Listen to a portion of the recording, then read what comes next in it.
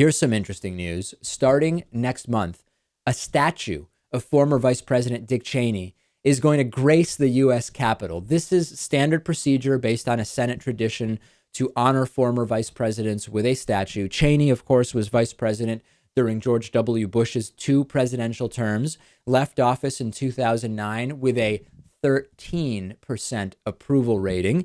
It is honoring the man who lied us into a war in Iraq for his own profit.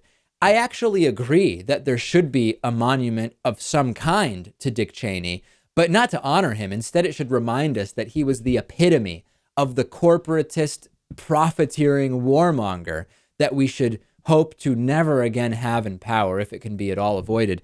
Maybe the statue should go in a closet, or maybe it should be made from coal. I don't know. But Dick Cheney is everything that America is not supposed to stand for. And I know Dick Cheney's health has not been good, and I feel bad criticizing a guy when physically he appears to not be doing well.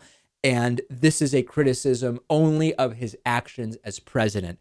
Dick Cheney was involved in starting a war in Iraq with manufactured evidence connecting Iraq to attacks carried out by Al-Qaeda, the 9/11 attacks, while simultaneously arranging for no-bid contracts to go to corporations which he previously worked at and was a stockholder of and continued to have stock options in. At least carve the statue out of coal. Do something to remind us that this is not someone we should ever seek to emulate with our future leaders. Or here's another idea. The statue of Cheney should resemble, remember the second Batman movie that had Michael Keaton as Batman? I think you know where I'm going with this. Danny DeVito's Penguin character.